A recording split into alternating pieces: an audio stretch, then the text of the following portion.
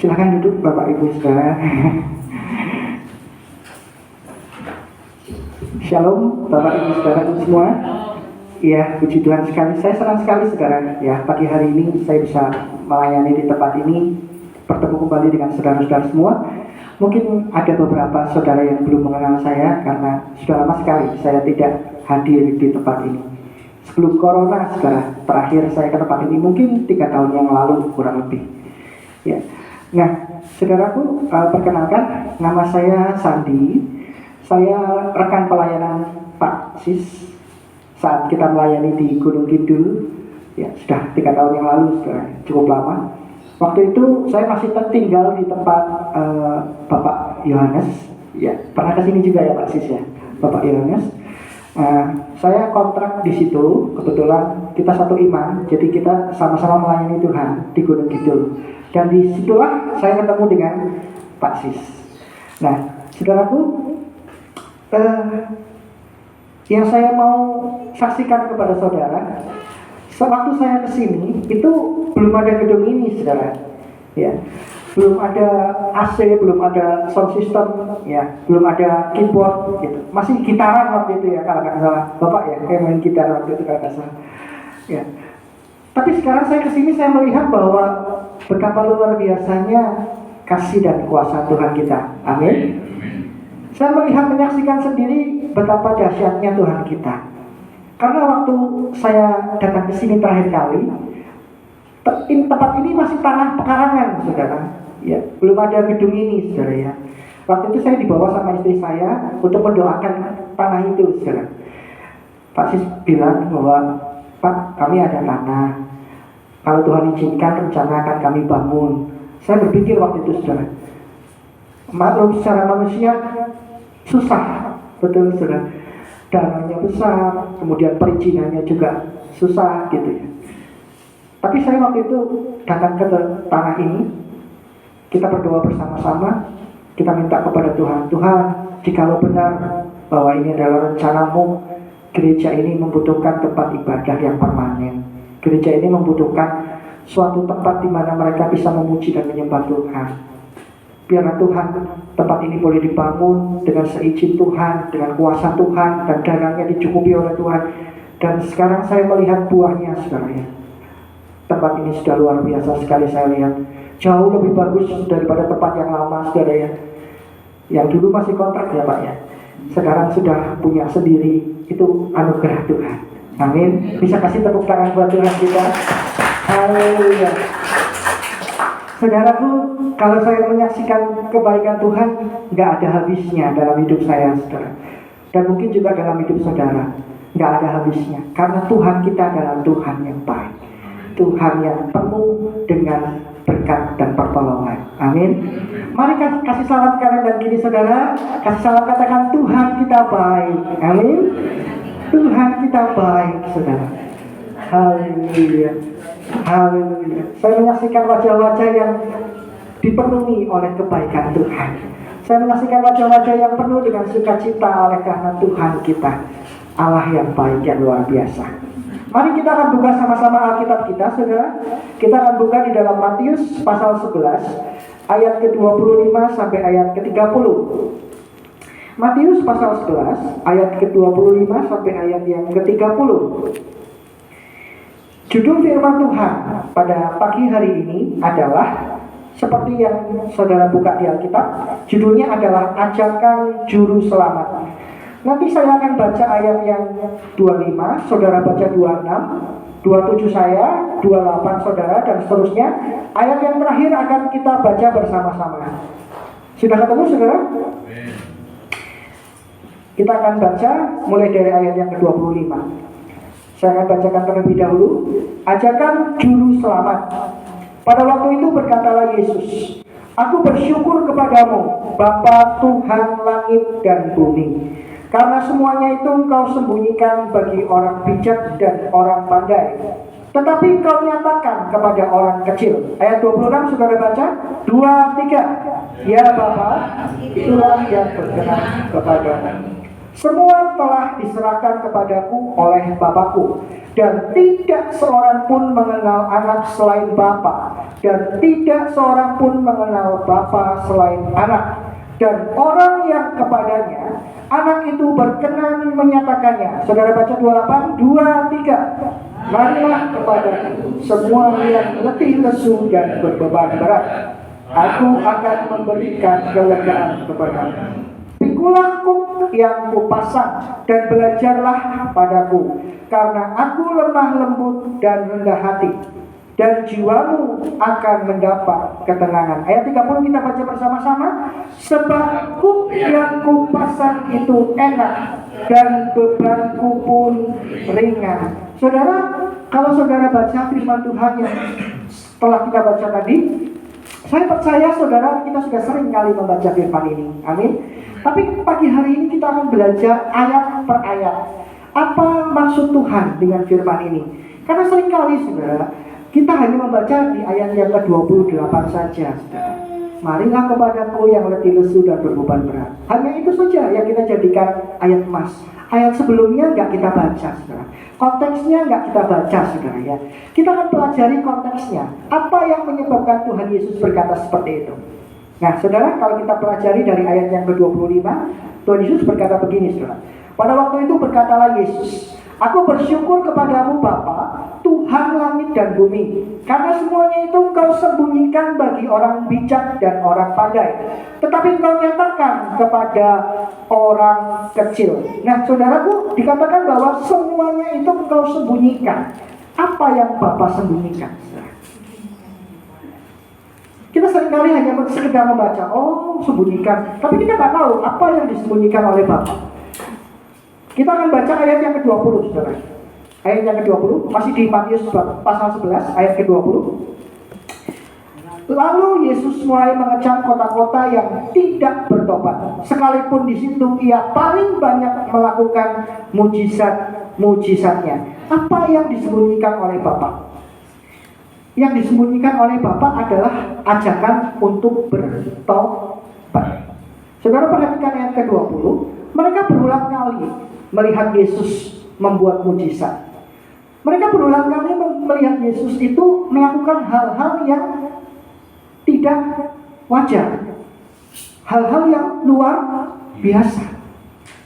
Tetapi mereka tidak mau bertobat, tidak mau mengikut Yesus. Mereka itu siapa?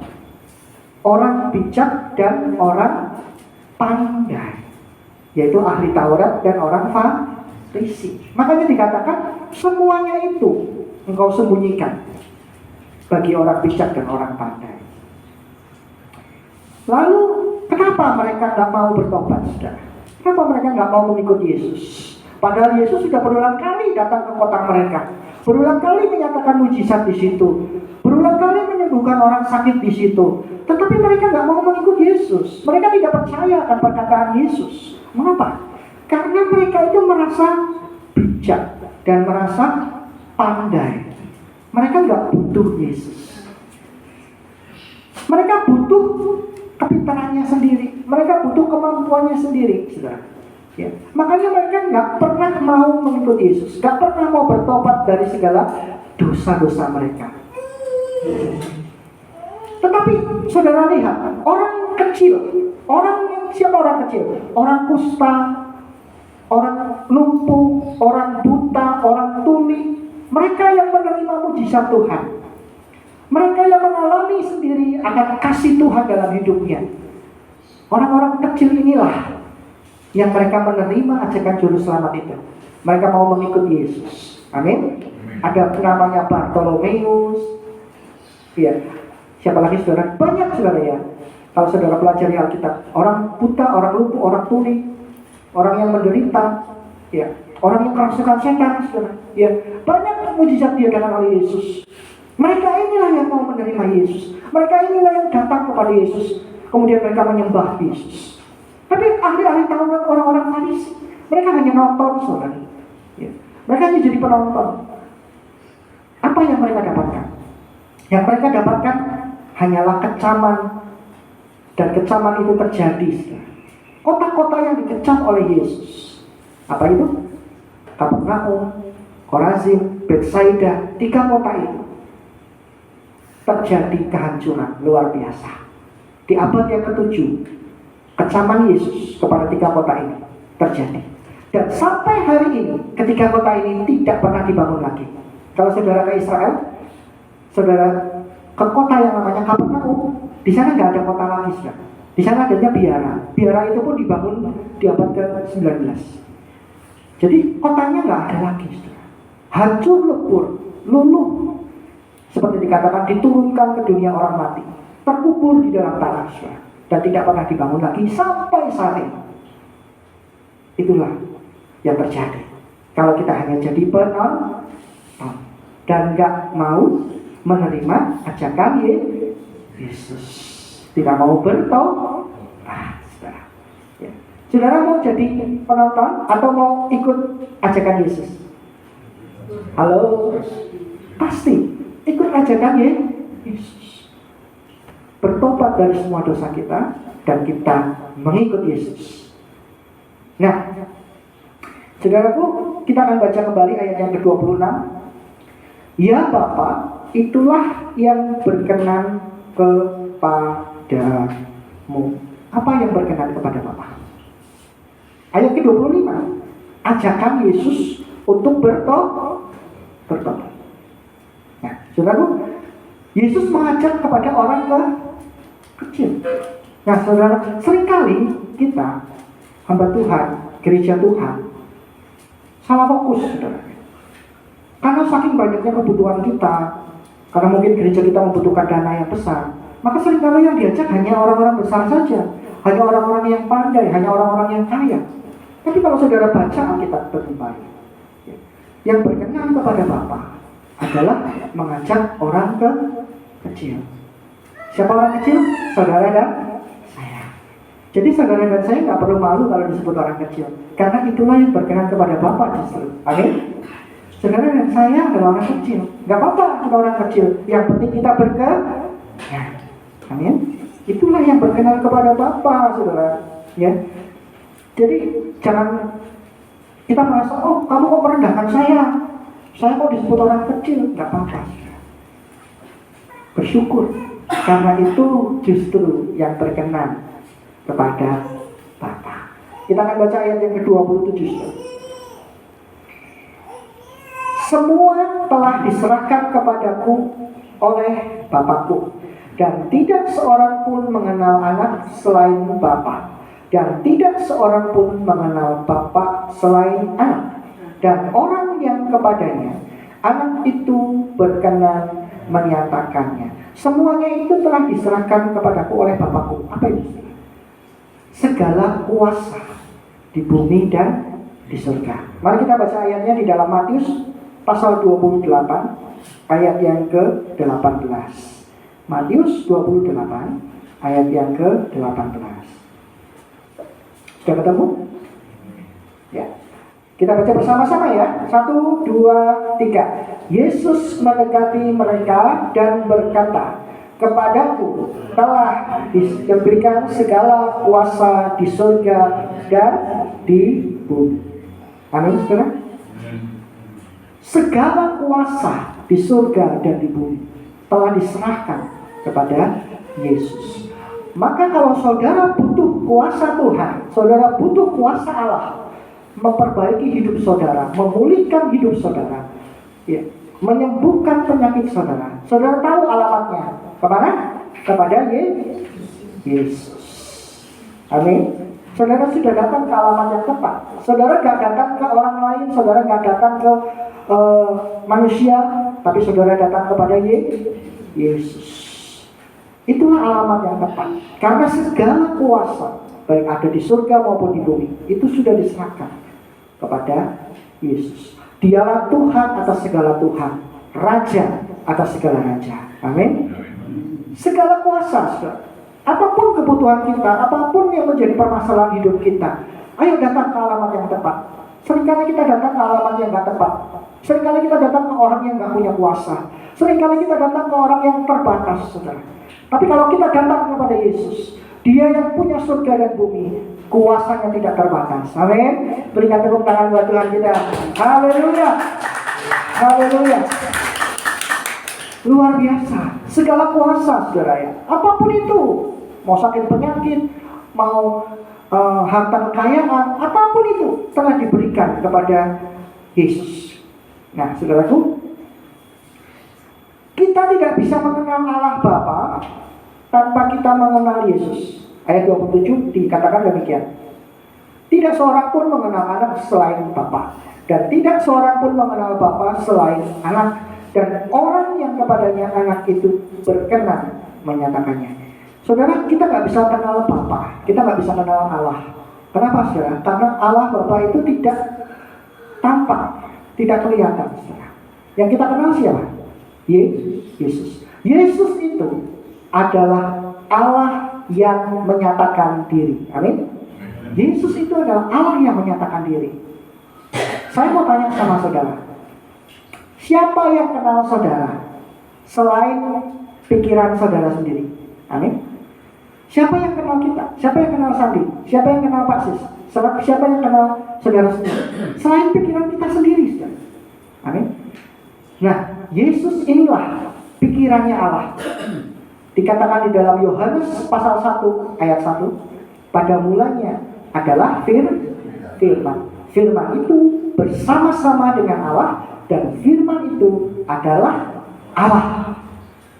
Di dalam bahasa aslinya, di dalam bahasa Yunani, kata firman itu berasal dari kata Yunani logos. Kata Yunani logos ini sama pengertiannya dengan kata bahasa Inggrisnya logic, logika, pikiran. Jadi firman maksudnya adalah pikirannya Allah. Jadi bukan cuma perkataan saja, bukan cuma kata-kata saja, tapi pikiran Allah. Yesus ini adalah pikirannya Allah yang menyatakan diri menjadi manusia. Firman-Nya Allah yang menjadi manusia. Mengerti sampai sini, saudara? Makanya gak ada seorang pun bisa mengenal Allah kalau gak melalui Yesus. Saudara gak akan bisa mengenal saya kalau saya tidak pernah berbicara di depan saudara. Amin. Saudara bisa mengawang-awang, oh Pak Sandi orangnya begini, kalau saudara gak pernah ngomong sama saya. Gak bisa, saudara. Betul? Allah kita adalah Allah yang menyatakan diri melalui Yesus. Bukan Allah yang mati, bukan Allah yang tidak bisa berbicara, bukan Allah yang tidak bisa berpikir. Amin. Allah kita Allah yang hidup, Allah yang bisa berpikir, Allah yang bisa berbicara, Allah yang bisa menyatakan kuasanya di tengah-tengah kita. Melalui siapa, saudara? Yesus. Nah, inilah perbedaan kita, saudara, ya. Kalau yang lain mungkin tidak pernah menyatakan diri, saudara. Allah bangsa-bangsa lain tidak pernah menyatakan diri, tetapi Allah kita adalah Allah yang menyatakan dirinya di tengah-tengah kita. Amin. Dia menjadi manusia yang bernama Yesus Kristus. Nah, saudaraku, kita akan lanjutkan di ayat yang ke-28. Nah, ini ayat favorit kita bersama. Ayo kita baca sama-sama. Marilah kepadaku semua yang letih lesu dan berbeban berat, aku akan memberikan kelegaan kepadamu. Inilah ajakan Yesus yang pertama di dalam perikop ayat firman Tuhan yang kita baca pagi hari ini. Ajakan yang pertama adalah mari datang kepadaku, engkau yang letih lesu dan berbeban berat. Yesus akan memberikan kelegaan. Nah, kalau saudara perhatikan ayat ini, ya, ini jadi favorit kita, betul? Nanti kita akan nyanyikan, saudara, ya. Bila hati terasa berat, kita berharap kepada Yesus. Nah, saudara, kita sebagai manusia itu punya kelemahan. Kelemahan kita apa, saudara? Tidak konsisten. Siapa di sini yang selalu merasa kuat, tidak pernah merasa lemah, tidak pernah merasa berbeban berat? Ada? Kalau ada, kita doakan supaya berbeban berat, saudara. Ada, saudara? Gak ada, saudara. Semuanya pasti pernah, saudara. Amin. Itulah manusia, saudara. Ya. Semuanya pasti pernah berbeban berat. Semuanya pasti pernah merasa lemah, merasa letih lesu. Betul? Pasti, saudara. Kita melihat persoalan di depan kita. Kita melihat banyak sekali hal-hal yang buruk menimpa kita. Kita merasa letih lesu, berbeban berat, saudara. Ya. Nah, ayo saat kita merasa letih, lesu dan berobat berat, ajarkan Yesus yang pertama, datanglah kepada. Amin. Kasih salam dulu ke anak kita. Katakan, datang kepada Yesus. Amin. Datang kepada Yesus, saudara. Haleluya. Datang kepada Yesus, saudara. Ya, ya. Jangan datang kepada tetangga ya, saudara ya. Datang kepada tetangga malah bukannya selesai persoalan saudara. Bukannya saudara mendapatkan kelegaan.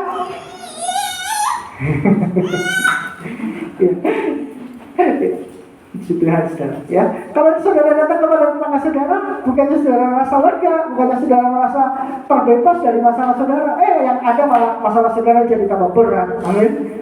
Yang ada malah saudara merasa tambah down, tambah jatuh lagi. Bukannya dibangun, bukannya dikuatkan, malah tambah jatuh lagi. Saudara datang kepada Yesus. Nah, saudara, tapi ada satu hal yang kita seringkali salah mengerti di sini. Ingat, Yesus tidak menjanjikan berkat di sini. Kita akan baca sekali lagi. Ayat ke-28 yang B. Aku akan memberi kelegaan kepadamu. Yesus tidak menjanjikan berkat di sini. Amin.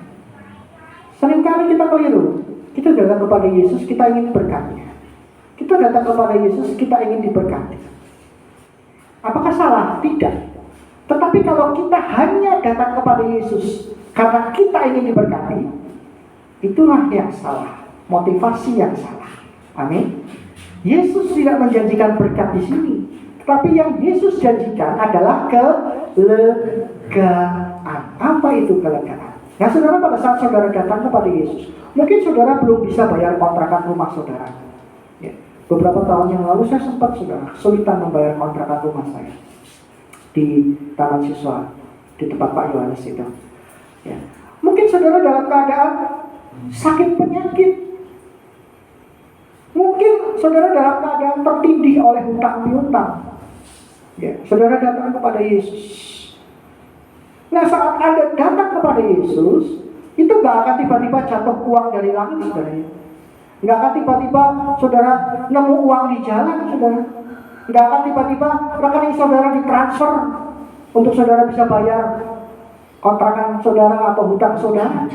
Gak seperti itu, saudara. Ya. Tetapi apa yang Anda rasakan saat Anda datang kepada Yesus? Saat Anda menangis di kakinya, apa yang Anda rasakan? Kelegaan. Dan saat kelegaan itu saudara dapatkan saat saudara datang kepada Yesus, maka saudara mulai bisa berpikir dengan tenang. Nah, pikiran yang tenang itulah yang bisa menyelesaikan persoalan saudara. Karena dengan pikiran yang tenang, saudara bisa memikirkan bagaimana caranya untuk mendapatkan berkat. Amin. Jadi kelegaan yang Tuhan berikan itu membuat saudara bisa berpikir secara tenang, dan pikiran yang tenang itulah yang bisa menyelesaikan permasalahan Anda. Apapun itu, mau sakit penyakit, mau hutang piutang, apapun yang saudara perlukan. Saat Yesus memberi engkau kelegaan, saat engkau berpikir dengan tenang, tadinya saudara panik. Tadinya kita, gimana ya? Kita bingung sendiri, kita gak bisa mikir apa-apa karena kita panik. Tapi saat kita dapat kelegaan, terima kasih Tuhan. Terima kasih Tuhan. Kita mulai berpikir dengan tenang. Kita temukan jalan keluar dari permasalahan kita. Amin. Dari persoalan hidup kita. Nah, saudaraku, yang penting adalah Tuhan sudah memberi kita kelegaan. Beban itu terlalu berat untuk kita pikul. Bagaimana caranya supaya kita lega? Taruh beban itu di kaki Yesus. Yang mengerti yang katakan. Saudara mengerti? Bebannya jangan kau bawa terus. Datanglah kepada Yesus, kau taruh.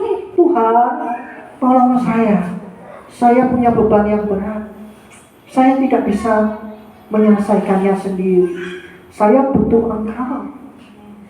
Dan Engkau akan merasakan kelegaan yang dari Tuhan. engkau akan dipulihkan oleh Tuhan. Amin, saudaraku. Nah, saudaraku, bukan hanya berhenti sampai di situ.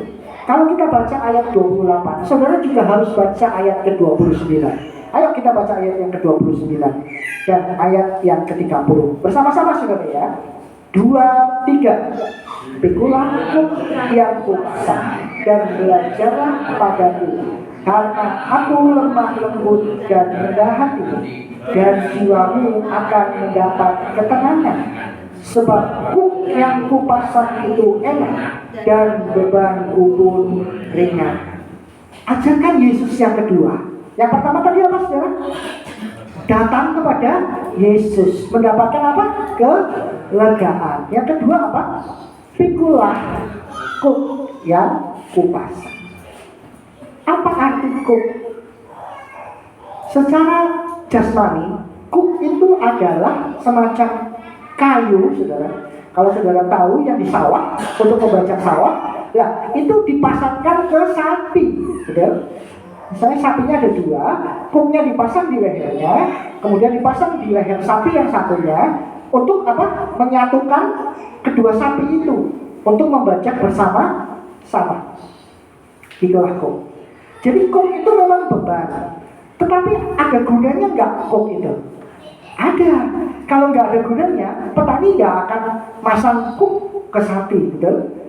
Petani nggak akan memasang beban ke sapi kalau nggak ada gunanya. Gunanya apa? Yang pertama, gunanya kuk ialah untuk menyatukan 2 hewan tadi atau 2 orang tadi. Ya, kalau zaman dahulu orang juga pakai pikul kuk, saudara ya, karena banyak budak waktu itu. Jadi orang juga pikul kuk bersama-sama dengan budak yang lain, gitu, saudara. Gunanya adalah untuk menyatukan yang tadinya terpisah, bekerja sendiri-sendiri, ya, disatukan. Maksudnya apa disatukan? Supaya hasil pekerjaannya berlipat ganda. Saudara, kalau 1 ekor sapi, di sini siapa yang bertani? Ada mungkin? Bisa angkat tangannya? Oh, pasti bertani. Pernah, oke. Saya mau tanya, 1 sapi dengan 2 sapi, kalau membajak sawah, lebih cepat yang mana, Pak?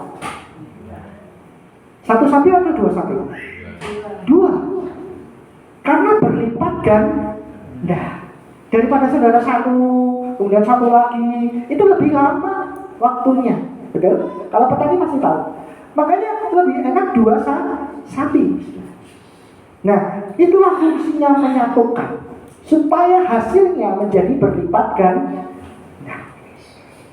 Nah, itulah kuk yang Yesus pasangkan kepada kita. Kuk inilah yang menyatukan saudara dan saya kepada Yesus. Amin. Makanya saudara dan saya gimana bisa bersatu dengan Yesus? Dipasang kuk. Nanti kita akan belajar apa kuk yang dipasang oleh Yesus. Apa arti rohani dari kuk ini? Ya. Nah, kita akan belajar dulu fungsi kuk yang kedua. Fungsi kuk yang kedua adalah supaya saat mereka melakukan pekerjaan itu bisa berbagi beban. Ya, supaya mereka bisa berbagi beban. Jadi kalau 1 ekor sapi misalkan menarik kereta, misalkan begitu ya, saudara. Menarik kereta yang isinya maksimal, kalau 1 ekor sapi misalkan hanya isinya 3 atau 4 orang gitu ya, saudara ya. Setelah itu dia nggak akan bisa, nggak akan jalan, sapinya nggak kuat, saudara, betul? Tapi kalau dipasang kuk dan dijadikan 2 ekor sapi, maka keretanya akan bisa mungkin mengangkut 10 atau bahkan 15 orang, saudara. Berlipat ganda, betul? Karena apa? Mereka bisa berbagi beban, saudara. Mereka nggak tanggung beban sendiri, tapi bersama-sama.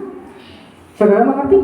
Saat kita menanggung beban sendiri, beban yang katakanlah 10 kilo di pundak kita, itu akan rasanya berat. Tapi saat kita bersama Tuhan, kita dipikul oleh kuk yang Tuhan pasangkan, dan Tuhan juga memikul kuk yang satunya, saudara, maka kita berbagi beban kita dengan Tuhan. Saudara tidak sendiri, amin. Yesus berkata, aku menyertai engkau sampai akhir zaman. Saudara tidak sendiri, saudara bersama Yesus. Saudara berbagi beban saudara bersama Yesus. Saat saudara sakit, saudara tidak sakit sendiri. Yesus yang berbagi beban dengan saudara dan merasakan sakit saudara. Amin. Itulah maksudku, saudara. Berbagi beban. Nah, saat dia berbagi beban, maka dia juga kuk itu fungsi yang ketiga adalah supaya nggak melenceng ke kanan ke kiri, saudara. Bayangkan kalau nggak ada kuk, saudara. Mungkin yang satu sapinya berjalan ke kiri, mungkin yang satu sapinya berjalan ke kanan. Kalau dua ekor sapi berjalan bersama-sama tanpa kuk, yang satu melenceng ke kiri, yang satu melenceng ke kanan, saudara. Betul? Saudara, kalau saudara tidak dipasang kuk bersama dengan Tuhan, saudara tidak menjadi satu dengan Tuhan, saudara bisa melenceng ke kanan dan ke kiri, betul? Tapi saat saudara dipasangkan kuk bersama dengan Tuhan, saudara memikul kuk bersama dengan Tuhan, kita akan lurus di hadapan Tuhan, berjalan bersama dengan Tuhan. Dimanapun Tuhan berada, kita berada. Amin. Mengerti, saudara? Nah, itulah fungsi kuk, saudara. Yang ketiga. Nah, kita akan belajar sekarang apa artinya kuk secara rohani. Apa artinya kuk rohani yang Tuhan Yesus pasangkan di dalam hidup kita? Bukankah kuk itu beban, Pak? Bukankah kuk itu malah nambahi beban kita? Nah, kita dibebaskan dari beban, kemudian kok kita dipasangkan beban lagi? Nah, saudara baca ya. Apa arti kuk secara rohani? Kita baca di dalam Yohanes pasal 14 ayat yang ke-21, saudara. Yohanes pasal 14 ayat yang ke-21. Mungkin Pak Sis bisa bacakan, saudara. Monggo Pak Sis. Yohanes 14 ayat yang ke-21. Demikian dalam satu firman Tuhan yang dalam Yohanes yaitu 14 ayatnya yang ke-21. Iya.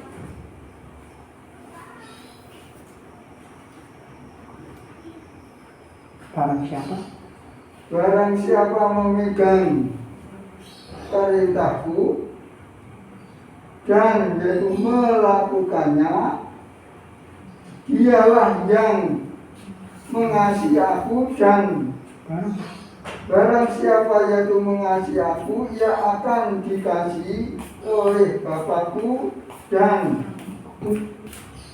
aku pun akan yaitu mengasihi dia dan akan yaitu menyatakan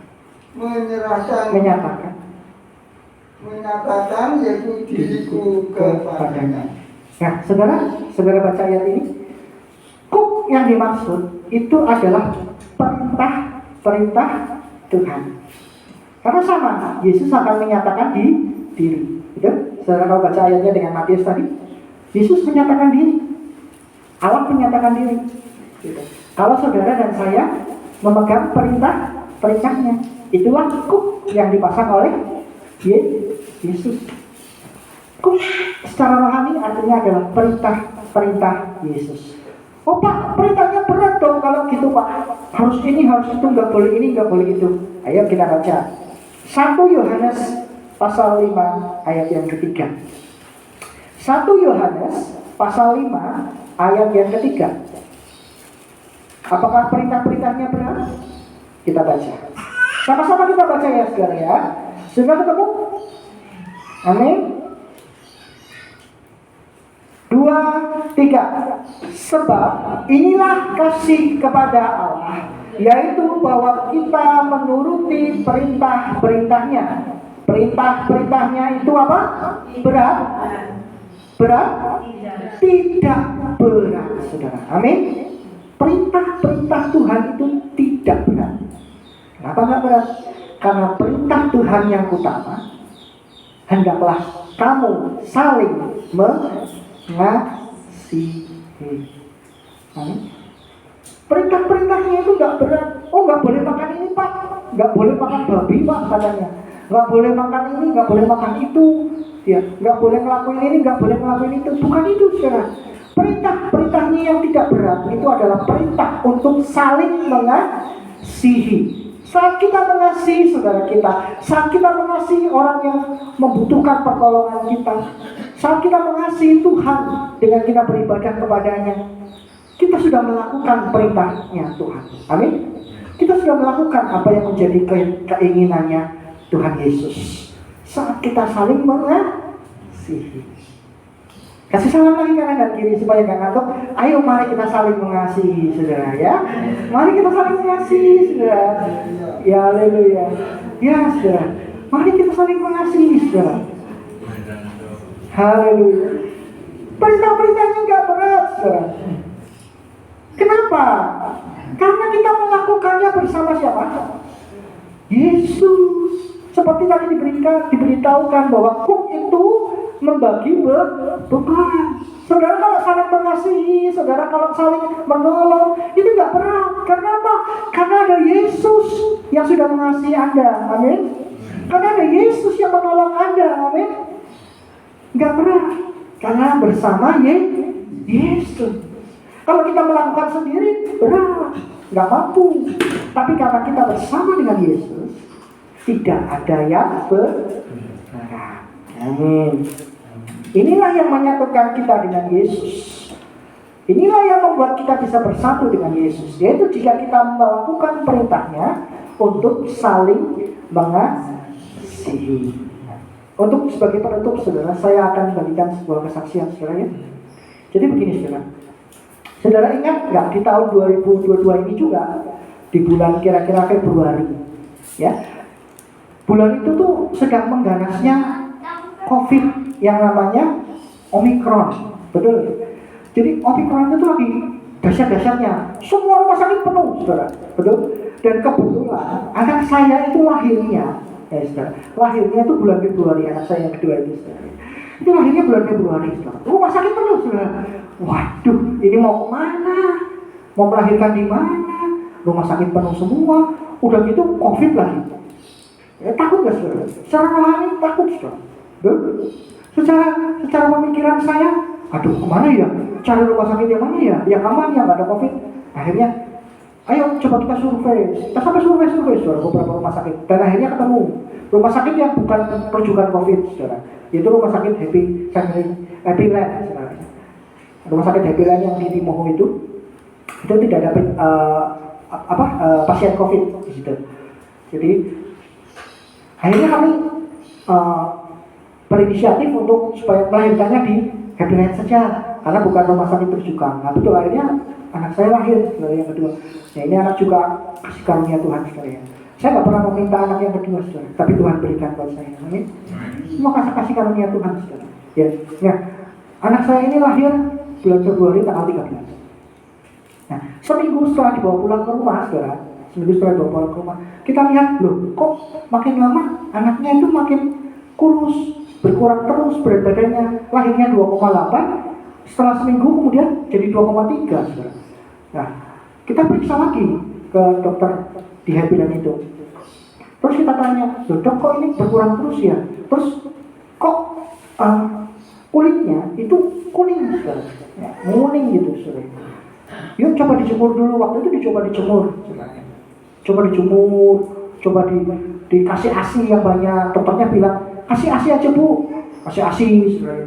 Seminggu kita lakuin itu, ya. Lalu kemudian minggu depannya kita balik lagi ke dokter yang sama, karena ternyata nggak sembuh, saudara. Bibirnya kuning juga, saudara ya. Kita mulai takut karena sudah mulai naik ke wajah, saudara. Kita mulai takut, lalu kita mulai datang ke dokter yang sama. Kemudian oleh dokter yang sama dicek, namanya cek bilirubin, saudara. Ya kalau bayi baru lahir dicek namanya bilirubin.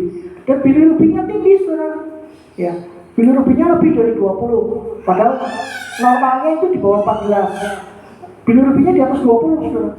Akhirnya dokternya bilang begini, ya sudah kalau begitu, karena di rumah nggak berhasil, akhirnya dirawat di sini aja dengan sinar, saudara ya, dengan sinar UV waktu itu.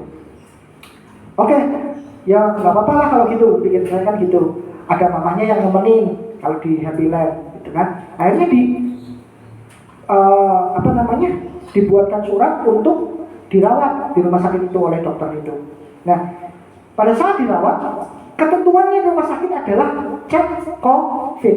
Padahal pada saat istri saya melahirkan juga sudah dicek COVID dan negatif, saudara.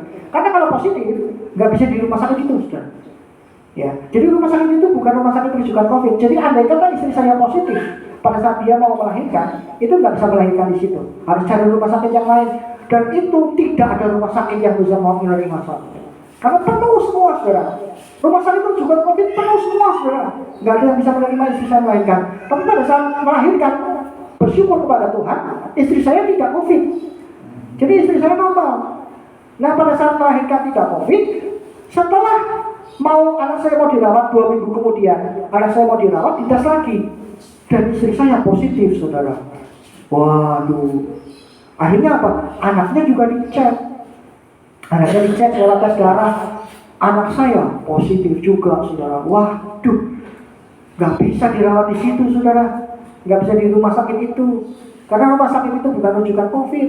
Akhirnya oleh dokter dokter anak itu dibuatkan surat rujukan lagi ke rumah sakit yang lain. Dan lucunya apa, saudara? Lucunya kita diberikan surat rujukan ke rumah sakit lain, tapi nggak dikasih tahu ke rumah sakit mana. Nah, saudara, kalau jadi saya punya anak usia 14 hari, kemudian dirujuk pada saat tinggi-tingginya COVID, dirujuk ke rumah sakit lain. Tapi saudara nggak tahu rumah sakit mana yang kosong. Sementara anak saudara sakit, lemas, berat badannya berkurang, dan tubuhnya kuning. Saudara bingung apa enggak? Pasti bingung. Mau kemana ini? Saya telepon Bethesda, saya telepon Pakirapi, penuh, saudara. Saya telepon Sarjito, penuh. Antrinya udah 14, antrinya 10. Bayi 14 hari suruh antri 10 hari, saudara. Fatal, nggak bisa, saudara. Waduh, gimana ini ya? Saya berdoa, Tuhan tolong saya, Tuhan tolong anak saya. Kalau Tuhan izinkan, Tuhan, saya punya anak, saya percaya Tuhan juga pasti menolong anak saya. Saya berdoa, saudara. Saya bingung. Saya sampai marah ke dokternya, saudara. Kenapa nggak dikasih rumah sakitnya yang mana? Kenapa cuma dikasih surat aja, suruh cari rumah sakit yang lain? Gitu. Saya berdoa, saudara. Tuhan tolong saya, Tuhan tolong saya. Terus kemudian saya dapat hikmat, saudara. Telepon pusat COVID. Saya telepon, saudara, pusat COVID. Pusat COVID kan ada ya, hotline COVID ya. Saya telepon. Tolong saya, Pak. Tolong saya, Bu. Waktu itu yang menerima ibu-ibu. Tolong saya. Anak saya ini baru lahir, tapi kena COVID. Dan bukan hanya itu, juga badannya kuning. Tolong saya harus kemana? Terus sama pusat COVID dijawab apa, saudara? Bapak tanya ke dokter atau rumah sakit yang merawat anak Bapak. Harus kemana? Ya, saya bilang ke istri saya, ayo coba tanya lagi. Mereka nggak bisa ngasih jawaban. Kenapa rumah sakitnya penuh semua? Saudara. Akhirnya apa yang terjadi? Sampai malam hari kita bingung, saudara. Kemudian kita telepon lagi pusat COVID-nya. Oke Pak, nanti coba kita carikan. Tapi kita nggak janji ya Pak, karena rumah sakit juga penuh sekarang. Waduh, sampai malam hari itu sudah kita tinggal nomor telepon di pusat COVID itu. Karena rumah sakit yang awal tidak bisa membantu, pusat COVID juga tidak bisa membantu. Jadi harus tunggu ada yang kosong dulu. Nah akhirnya apa? Kita tinggal nomor telepon kita. Dan ajaibnya sudah jam 11 malam sudah. Jam 11 malam ada telepon sudah. Pak, ini betul yang namanya ini? Betul yang anaknya kena COVID? Iya. Kondisi anaknya bagaimana Pak sekarang? Ya lemas, nggak bisa apa-apa, nangis terus. Oh iya, Pak, ini di Bethesda ada yang kosong untuk anak 1. Tapi jemput ya Pak. Jam 11 malam dijemput pakai ambulans dan masuk ke rumah sakit Bethesda. Dirawat di situ. Hari pertama dites darah lagi dan hasilnya anak saya negatif. Negatif. 1 hari sudah negatif. COVID biasanya berapa hari? 14 hari, betul? 1 hari sudah negatif. pertolongan. Dan bilirubinnya hari yang ketiga sudah normal karena pertolongan Tuhan. Nah, terjadi lagi saudara, bingung lagi, istri saya positif COVID, anak saya sudah sembuh. Terus nanti kalau anak saya pulang ke rumah, ketularan lagi, betul? Siapa yang bisa merawat anak saya? Siapa yang boleh mengambil anak saya di rumah sakit? Karena istri saya nggak boleh ke rumah sakit karena dia positif. Dia harus isoman. Siapa yang bisa mengambil anak saya? Bingung lagi, berdoa lagi, Tuhan berikan hikmat. Siapa yang bisa merawat anak saya? Saya telepon ke gereja saya di tempat di mana saya beribadah. Dia bilang katanya, oh kita bisa sediain rumah, tapi ada tapinya sih, nggak ada penunggunya, jadi rumah kosong, nggak ada bapaknya, harus nungguin di situ. Lah istri saya sedang isoman, lah kalau nggak ada yang nungguin anak saya, istri saya yang nungguin anak saya ketularan lagi, betul? Jadi akhirnya, wah nggak bisa kalau gini caranya, harus ada yang bisa merawat anak saya. Lalu siapa lagi? Coba lagi gereja yang lain lagi, dan dia bilang nggak bisa juga. Kita usahakan, kita carikan, tapi nggak ada juga. Ya, akhirnya kita berdoa, kita dapat hikmat. Kita punya saudara di sini di Gereja Ketawa Permai, namanya Pak Hendrikus, itu paman saya. Nah, saya tanya, Om, Tante sama istrinya, bisa nggak kira-kira kalau anak saya namanya Arel, bisa nggak kira-kira kalau saya titipkan dulu Arel di rumah Om dan Tante sampai kita selesai isoman, karena kita sekeluarga kena semua, anak saya ini juga kena semua, ya. Kita takutnya anak saya di rumah sakit kalau dibawa pulang ya udah pasti kena lagi ketularan gitu. Umur 14 hari loh saudara. Akhirnya ya sudah, kita telepon Om saya, Tante saya, dan mereka bilang, oh ya nggak apa-apa, bawa sini aja. Itu anaknya masih di rumah sakit, Om, Tante, nanti dijemput ya. Oh ya boleh. Akhirnya mereka yang jemput saudara. Dan sampai kita selesai isoman, anak saya Om dan Tante saya, dan dia aman, nggak ketularan COVID. Semua karena kasih Tuhan. Amin. Haleluya. Mari pemain musik, kita akan nyanyikan sebuah lagu.